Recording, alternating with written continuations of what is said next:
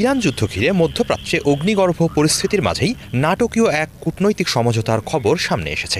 সংশ্লিষ্ট 4টি সূত্রের বরাতে প্রকাশিত এক এক্সক্লুসিভ প্রতিবেদনে রয়টার্স জানিয়েছে, ইরানের জন্য কয়েকশো কোটি ডলারের তহবিল ছাড়তে সম্মত হয়েছে সংযুক্ত আরব আমিরাত। বিনিময়ে ইরান আমিরাতের বিরুদ্ধে ক্ষেপণাস্ত্র ও ড্রোন হামলা থেকে বিরত থাকবে বলে জানা গেছে। ঠিক সেই সময় এমন খবর সামনে এসেছে যখন তেহরান ও ওয়াশিংটনের মধ্যে যুদ্ধবিরতির আলোচনা চূড়ান্ত পর্যায়ে পৌঁছেছে বলে জানা যাচ্ছে। রয়টার্সের প্রতিবেদনে বলা হয়, মার্কিন নিষেধাজ্ঞার কারণে বিশ্বের বিভিন্ন দেশের ব্যাংকে দীর্ঘদিন ধরে ইরানের তেল বিক্রির বিপুল পরিমাণ অর্থ আটকে রয়েছে। কূটনৈতিক সূত্রগুলোর মতে চলমান আলোচনার অংশ হিসেবে সেই সব অর্থের একটি বড় অংশ ছাড় করার পথও তৈরি হতে পারে। দুটি আঞ্চলিক সূত্রের দাবি, সমঝোতার অংশ হিসেবে সংযুক্ত আরব আমিরাত ইতোমধ্যেই ইরানের জন্য 10 বিলিয়ন অর্থাৎ 1000 কোটি ডলার ছাড়ের বিষয়ে সম্মতি দিয়েছে। এর মধ্যে 3 বিলিয়ন ডলারেরও বেশি অর্থ ইতোমধ্যেই হস্তান্তর করা হয়েছে বলে জানিয়েছে তারা।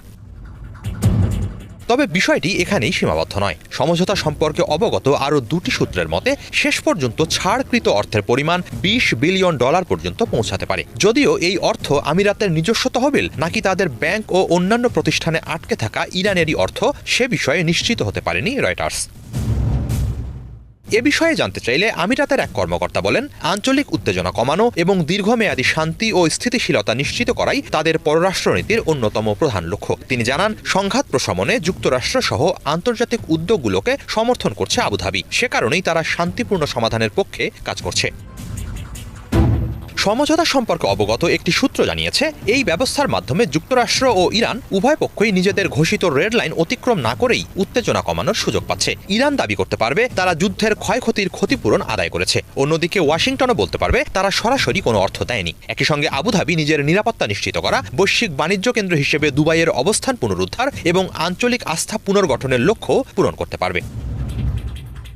আরেকটি সূত্র জানায়, এই অর্থ ছাড়ের বিনিময়ে ইরান আমিরাতে হামলা বন্ধ করবে। শুধু তাই নয়, পাশাপাশি দুই দেশের মধ্যে গোয়েন্দা তথ্য বিনিময়, অর্থনৈতিক সহযোগিতা এবং কূটনৈতিক সম্পর্ক আরও গভীর করার উদ্যোগও নেওয়া হবে। ইরান উপসাগরীয় অঞ্চলের অন্তত আরও দুটি দেশের সঙ্গেও অনুরূপ সমঝোতার চেষ্টা চালাচ্ছে বলে সংশ্লিষ্ট সূত্র রয়টার্সকে জানিয়েছে।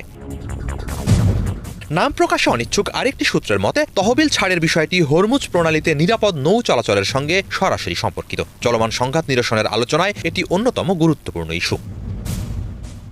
বিশ্লেষকদের মতে, এই সমঝোতা বাস্তবায়িত হলে তা শুধু অর্থনৈতিক লেনদেনের বিষয়েই সীমাবদ্ধ থাকবে না, বরং দীর্ঘদিনের বৈরিতার পর ইরান ও সংযুক্ত আরব আমিরাতের সম্পর্কের ক্ষেত্রে একটি গুরুত্বপূর্ণ মোড় ঘোরানোর ইঙ্গিত বহন করবে। মধ্যপ্রাচ্যের উত্তপ্ত ভূরাজনীতিতে এটি হতে পারে উত্তেজনা প্রশমনের নতুন অধ্যায়ের সূচনা।